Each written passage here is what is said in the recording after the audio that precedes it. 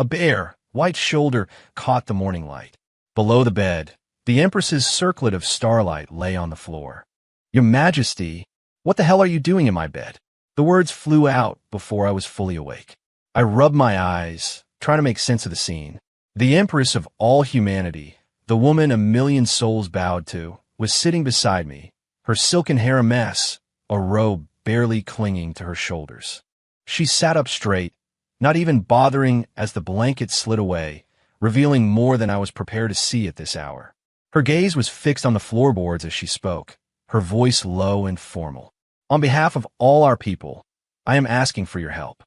Oh, right. I forgot she was the one begging now. For a second there, old habits kicked in, and I thought I was the servant. Still, did she have to? Damn it. There goes my reputation. My name is Alex Cole. As far as anyone knows, I'm just some guy. True to the name. Average Alex.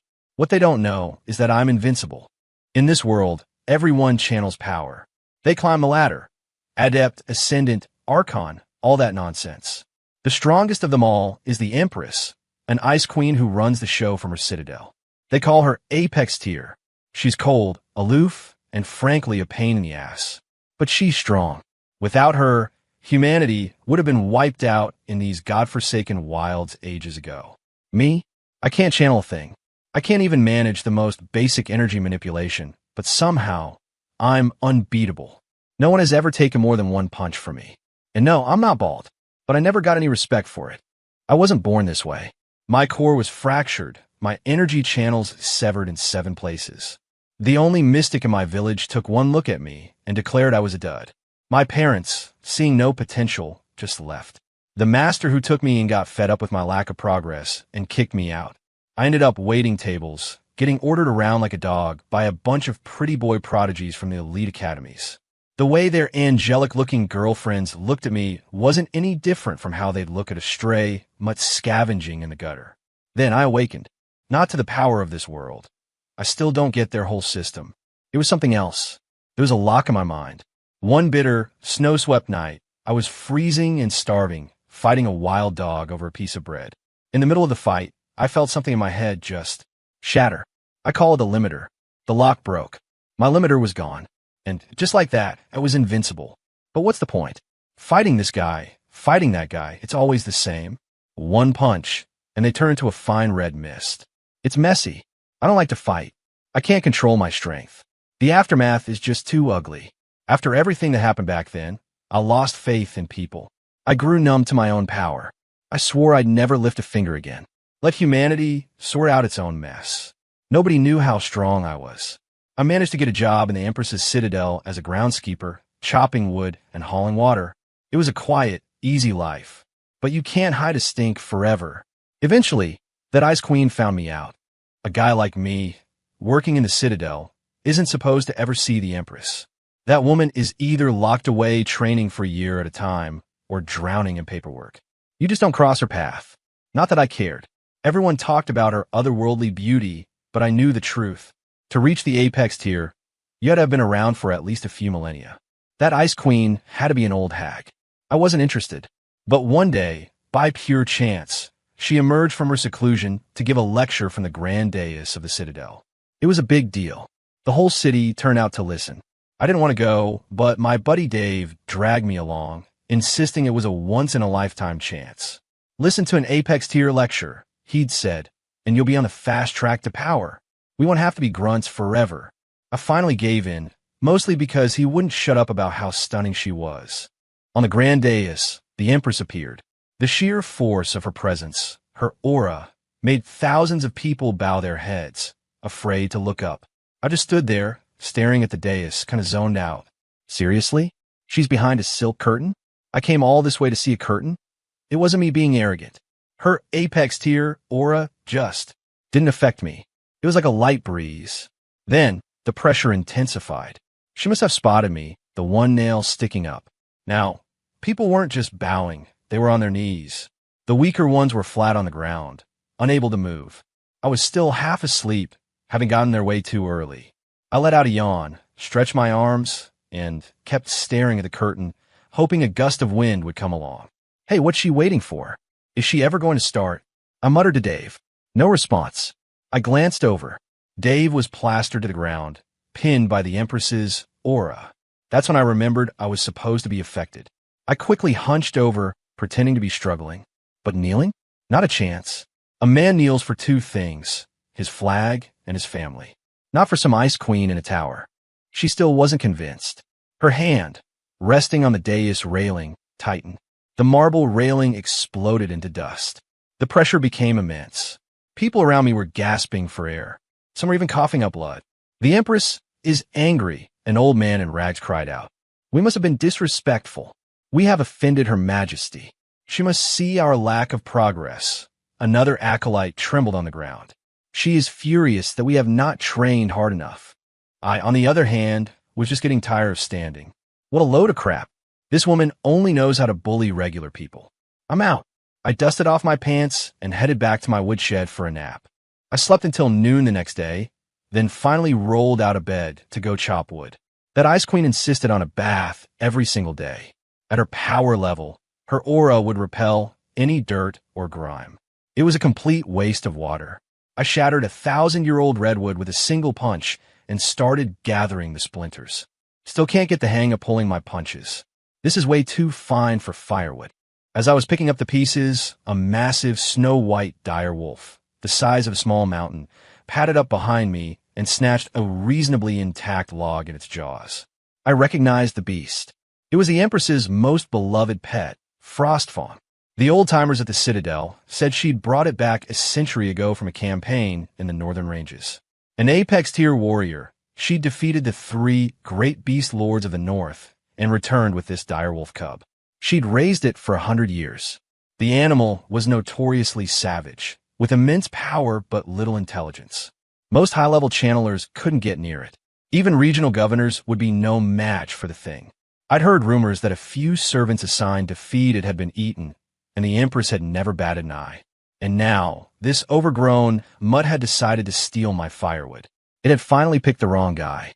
I might have a soft spot for people, but I have no problem hitting a dog. Hey, mutt, drop my firewood. As I walked toward it, its feral nature took over. It dropped the log and let out a roar that shook the entire forest. Birds scattered, and the ground trembled. Knock it off. I cover my ears. Just give me back the wood I worked hard for. The beast saw me advancing and roared again. A bright, ice-blue light gathered in its maw, and a volley of massive ice shards shot out. The signature attack of the northern direwolves, the frost shard howl. Right, that's enough of this. I slapped the incoming ice shards out of the air with one hand. They crashed through several trees behind me before dissipating into mist. I grabbed the log the wolf had dropped, tested its weight in my hand, and pointed it at the beast. Get lost, or you'll get the stick. Just as I finished speaking, the Empress's voice echoed from miles away, sharp and commanding. You lay a hand on my companion, and you answer to me. Who dares harm my wolf? I knew she was probably training in the Citadel, using her spiritual sense to perceive the disturbance here. I rolled my eyes. I didn't care about the Ice Queen, but I didn't need the extra trouble. Fine. But the damn dog, emboldened by its owner's voice, lunged at me, jaws wide. Okay, that's it. If I don't hit back, I'm going to get bit. It wouldn't hurt me, but I hate pain. I hate people who don't leash their dogs.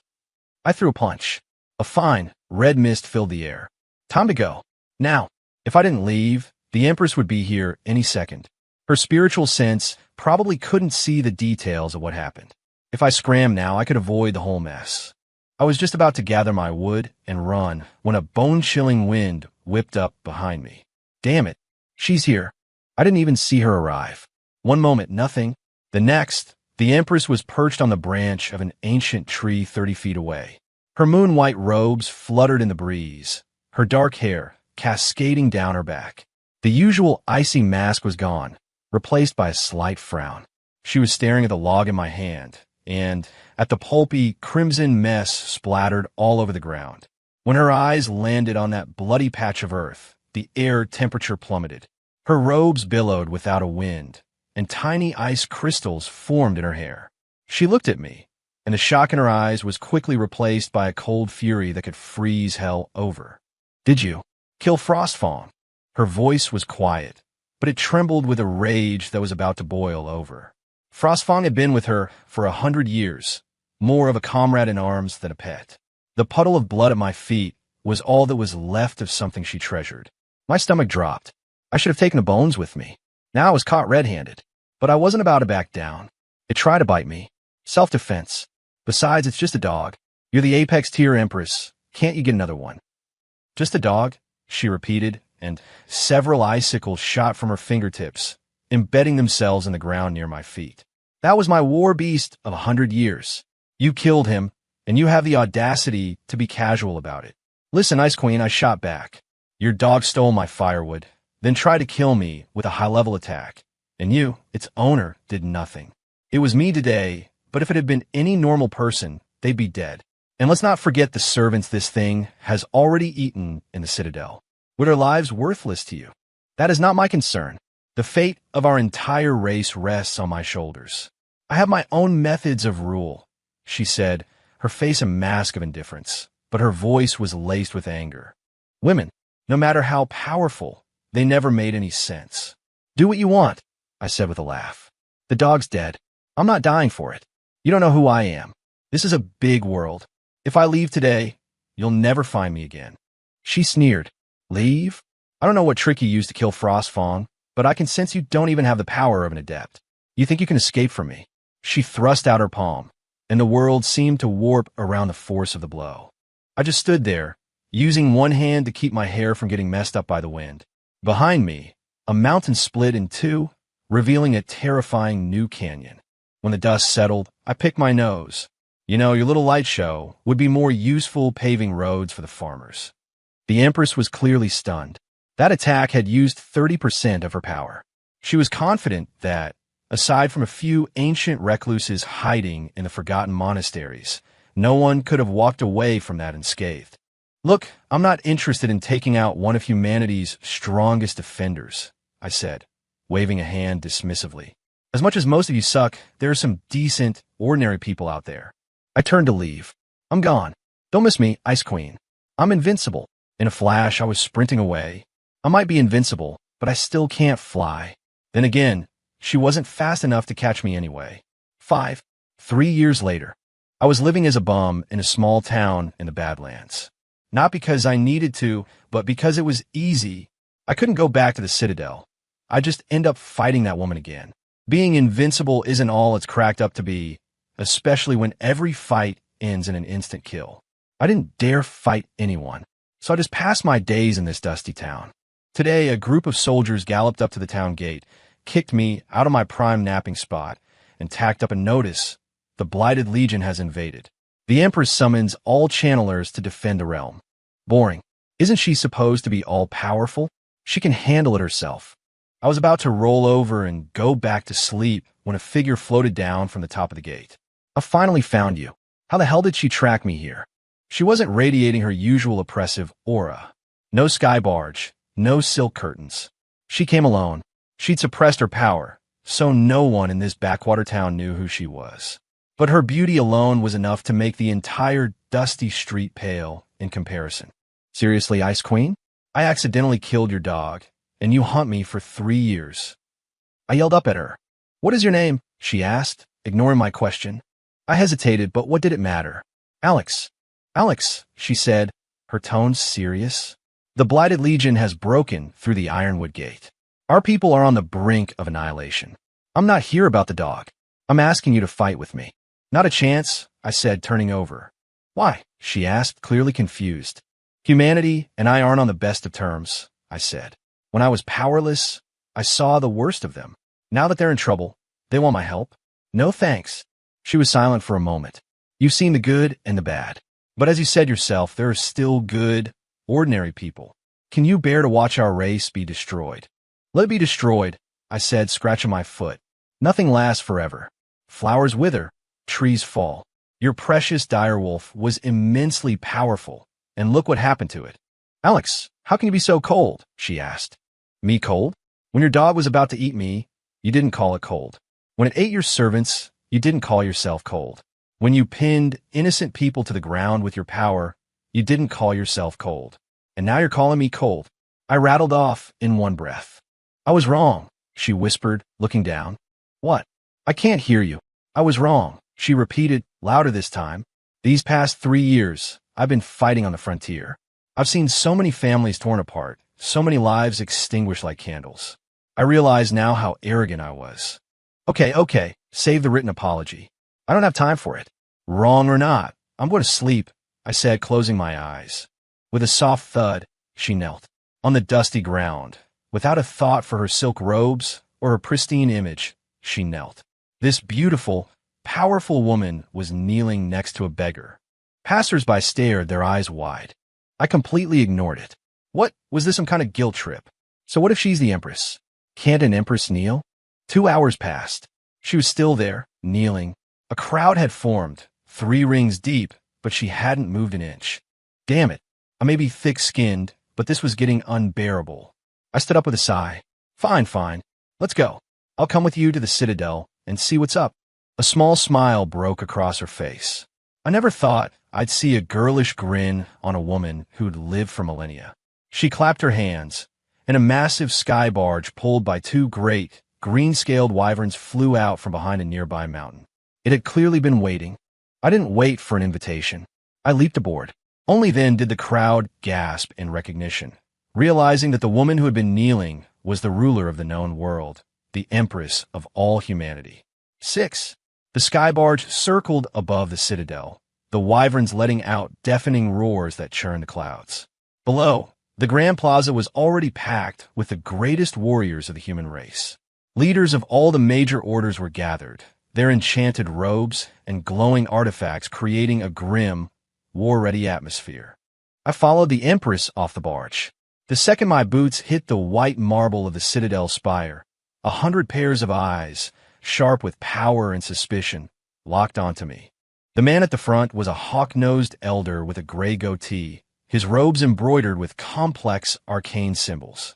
An ornate, glowing sword hung at his belt. This was Elder Cormac, head of the Order of the Silver Spire.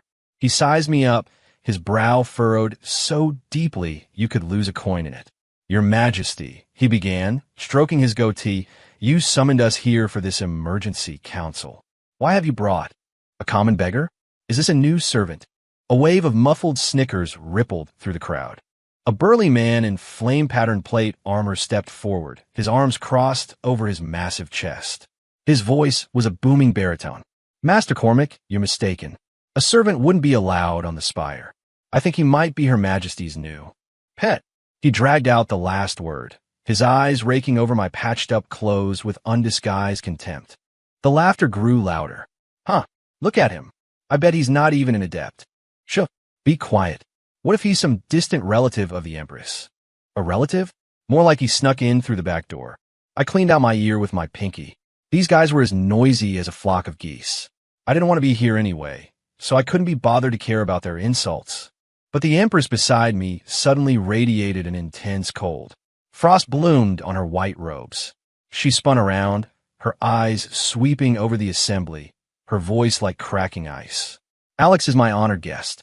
He is the key to our survival. You will show him respect. Your Majesty. Cormac's face paled. He stepped forward and bowed. It is not our intention to be disrespectful, but this. Mr. Alex. He struggled for the right words. He shows no trace of power. How can he possibly bear such a responsibility? Our people are on the brink of destruction. We cannot allow a mundane to participate in this council. Exactly, the man in flame armor boomed. If your Majesty needs soldiers, my volcanic guard are each worth 10 men. Why bring along some weakling to get in the way? Enough. The Empress flicked her wrist. An icicle shot past the armored man's head and embedded itself deep in a stone pillar behind him. My decision is final. You cannot comprehend the extent of Mr. Alex's power. Speak another word against him, and I will forget we are on the same side. She stood in front of me, her back straight, her apex tier aura pulsing just enough to make the other warriors go pale. But they still shot resentful glances in my direction. Watching her defend me like this made me feel weird, not grateful, just annoyed by the hassle. Relax, Ice Queen, I said, clapping her on the shoulder and ignoring how she flinched at the contact. Why argue with idiots? I turned to the whispering warriors and smirked. You don't like the look of me? The feeling's mutual. This fancy spire of yours isn't half as comfortable as the abandoned shrine I was sleeping in. With that, I ignored the Empress's shocked expression and the dumbfounded looks on everyone else's faces and started walking toward the Citadel's inner chambers. I passed a simple, unadorned side room, pushed the door open, saw a cot inside, and immediately fell onto it to sleep. Alex, the Empress followed me in, her voice urgent. You can't just. Don't talk. I mumbled into the pillow. Wake me when they start crying for help. Outside, Cormac and the others stared at each other in disbelief. The man in flame armor pointed at the door, his beard trembling with rage. Your Majesty, did you see his attitude? The arrogance. He has no respect. The Empress took a deep breath, pushing down her frustration. When she turned back to them, her eyes were as cold as ever. Follow me to the war room. Mr. Alex is tired. She offered no further explanation, but the look she gave my room was complicated. As for me, I was already fast asleep. I didn't care about some blighted legion or the fate of humanity. Nothing was more important than a good nap. After all, when things got really bad, it was just a matter of me stretching my legs. 7. I hadn't slept on a bed this soft in a long time. 3 years as a bum, sleeping against city walls, really takes its toll. What was that strange feeling next to me? It was soft. It was the Empress. What are you doing in my bed? And that's where we came in. I couldn't remember a thing about last night. My back didn't even ache. I sat up, rubbing my lower back just in case. What are you thinking? The Empress asked, patting the edge of the bed. The war council ended late. I came to see if you were awake, and you grabbed me and pulled me onto the bed. You're impossibly strong. I couldn't break free. You even ripped my robe. Look at my shoulder. Huh? I did that. I scratched my head. Maybe 3 years as a bum without seeing a woman had done a number on me. The Empress lowered her head, silent. Wait, why didn't you just yell and wake me up? I asked. Her face turned bright red, all traces of the Ice Queen gone. The entire war council was right outside. If they heard, what would become of my reputation? Oh, right. Good point, I said, then paused. Hang on. You're not trying to guilt-trip me into fighting, are you? Whether you feel guilty or not, you still have to fight. The fate of our people depends on you. I hope you really are invincible, she said, her chin held high. Fine, fine. Let's go see what you all decided yesterday. What's the plan? I stood up and walked out of the room. The Empress followed close behind. The Ironwood Gate has fallen. The man in flame armor who mocked you yesterday, Lord Forlag of the Volcanic Guard, was killed last night. The war was that brutal? Forlag might have been an ass, but he was undeniably powerful. How could he have fallen so quickly? The Empress continued. The Blighted Legion has always kept to their own lands. Our truce was based on my power being equal to their Blight Lords. We were in a stalemate. Blight Lord? Lay maim, I said. She ignored me. But this year, his power grew exponentially. He's reached a new level, something beyond Apex. I'm no longer his match. His 4 Harbingers have also reached the Apex tier. I am the only Apex-level fighter humanity has. The others are just below that. They can't hold the line. The resistance at the front is a suicide mission. Beyond Apex, huh? Interesting, I said, a flicker of excitement stirring within me. I hope he can take a punch. 8. The sky outside the Citadel was a bruised gray, choked with the clouds of war. A bitter wind carried the stench of blood. I followed the Empress onto the sky barge. The eyes of the warriors below were still a mix of curiosity, doubt, and outright contempt. Elder Cormac stood at the prow, his hand stroking his goatee so hard I thought he'd pull it out. He was clearly still stewing. Mr. Alex, he finally said, his voice dripping with sarcasm. The battlefield is no place for games. If you're frightened, there's still time to turn back. A few others chimed in. Yeah, we don't want him wetting his pants on the front line and distracting Her Majesty. Look at him. He doesn't even have an enchanted weapon. He's just a free meal for the enemy. The Empress was about to lash out, but I held up a hand. It's fine, Ice Queen. I'm used to it. The sky barge shot across the sky like a comet, arriving above the Ironwood Gate in what felt like minutes. The fortress was a ruin of shattered walls and broken towers. A tide of black, corrupting energy washed over everything, and the grotesque shapes of blighted soldiers swarmed over the ramparts. The air was thick with the smell of sulfur and gore. Look, "It's the Empress," a few surviving soldiers cried out, their voices hoarse. "And the masters from the orders." Hope flickered in their eyes. That hope was instantly extinguished by a shadowy figure that rose into the air. It was huge, wrapped in dark energy, and wielded a massive axe that burned with black fire. It was one of the Blighted Legion's 4 harbingers, Gravemaw. He looked down our sky barge and let out a booming, insane laugh. "The Empress of Humanity? Today is the day your race dies." "Insolence!" Elder Cormac roared, drawing his shimmering arcane sword and flying out to meet him. "I will cleanse the world of your filth." Sword light and dark energy clashed mid-air in a blinding explosion. Cormac, a master just shy of the apex tier, was formidable, and for a moment he actually held his own against Gravemaw. But then 3 other shadows shot out from different directions, the other 3 harbingers. "Damn it, it's a trap." The Empress's face went pale, and she instantly flew out to help. But the 4 harbingers worked in perfect unison, weaving a net of dark energy that trapped Cormac in the center. Splat! With a sickening crunch, Cormac was sent flying backward like a broken doll, blood spraying from his mouth. His legendary sword was covered in cracks. He stared in horror at the deep, ragged claw marks on his chest. The harbingers, they're all apex tier. The human forces erupted in panic. "Ha ha! Die, human insects!" Gravemaw raised his axe and brought it down on our sky barge. A wave of black, destructive energy blotted out the sky. "Protect the masters. Raise the defensive wards." The warriors scrambled, their enchanted artifacts flaring to life as they tried to stop the fatal blow. But the axe cleaved through their defenses like they were made of paper. It was about to split our barge in 2. The Empress made her move. "You've barely reached the apex tier, and you dare challenge me?" A colossal hand made of pure light materialized and slammed into the axe, shaking the very foundations of the world. For a moment, they were evenly matched. But that was just one of the harbingers. There were 3 more. As expected, space itself seemed to tear open, and the other 3 stepped through, all radiating the immense power of the apex tier. "Empress, today your people will be erased." A wave of pure terror washed over the human army. Cormac's eyes filled with tears of despair. Is this truly the end for us? The Empress knew she couldn't hold them all off. She screamed, "Alex, if you're not going to do something, now's the time." I know. I strolled out from the barge's cabin. "Hey, old man Cormac, pay attention. This is what real power looks like." I took 1 step off the edge of the barge, launched myself into the air, and threw 3 punches. No one saw what happened. 3 clouds of red mist exploded in the sky. It was over.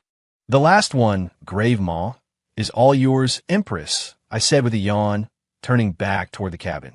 So boring. 1 punch again. On the ground, Cormac's jaw was on the floor. A dead silence fell over the entire battlefield. Then came the roar, a tidal wave of pure, unadulterated joy. Humanity will not fall. We are invincible. Death to the Blighted Legion. The morale of the army flipped in an instant. The tide of the battle had turned. Meanwhile, the Empress, who had been an apex tier for centuries, made short work of Gravemaw, who retreated, coughing up black blood. I was ready for another nap. People could be pretty decent when they worked together. Just then, from behind a distant mountain range, a head bigger than the mountains themselves began to rise. A body followed, so massive it blocked out the sun. "Who dares to slay my Harbin?" The Blight Lord's voice boomed from the heavens. "So noisy. Can a guy get some sleep?" I leaped out of the cabin again. Before the Blight Lord could finish his sentence, a rain of blood began to fall from the sky. What was that about being beyond apex? How was that still just 1 punch? I yelled at the sky in frustration. The soldiers on the ground hadn't even seen the Blight Lord appear. They just saw the sky turn red. "Why is it raining blood?" someone asked. Epilogue. On the highest balcony of the citadel, the Empress and I stood watching the horizon. The wind still carried the faint smell of battle, but she had thrown up a thin barrier of ice to keep it at bay. "Gravemaw escaped," she said, her eyes on the retreating line of dark clouds. The sleeve of the robe under her formal white one still had the threads I'd pulled loose this morning. "Did you let him go on purpose?" I picked my nose, watching the soldiers cleaning up the battlefield below.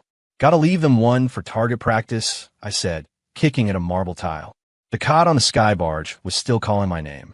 Otherwise, with the whole blighted legion gone, you people would get bored and go back to standing around the citadel calling me a beggar.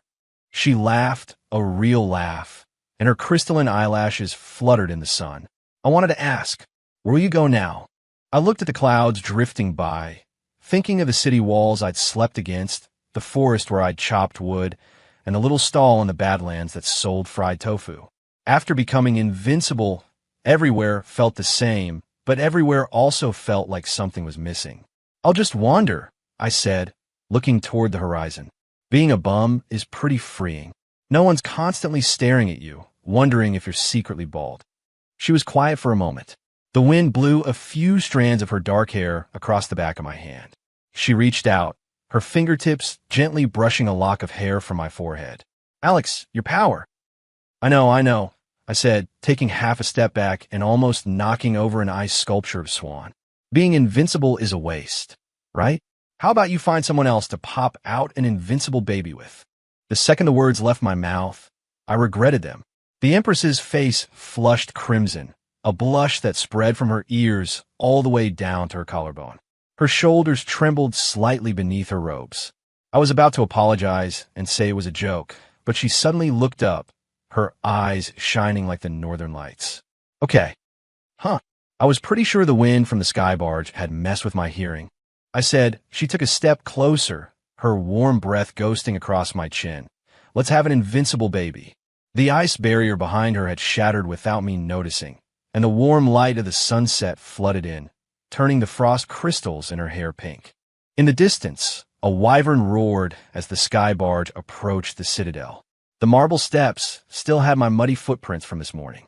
I looked into her serious, hopeful eyes and suddenly thought that maybe being invincible didn't always have to mean sleeping alone. First things first, I said, clearing my throat and trying to sound as nonchalant as usual. If the kid comes out ugly, I'm throwing it to Frostfawn. All right? No dog. She let out a soft laugh and grabbed my sleeve. Her moon-white robe brushed against my patched-up shirt, and surprisingly, they didn't look half bad together. Then you can help me pick out a good piece of jade first, she said, pulling me toward the approaching barge, the warmth of her fingers seeping through the fabric. To make a warding charm for the baby. Hey, we're not even there yet. It pays to be prepared.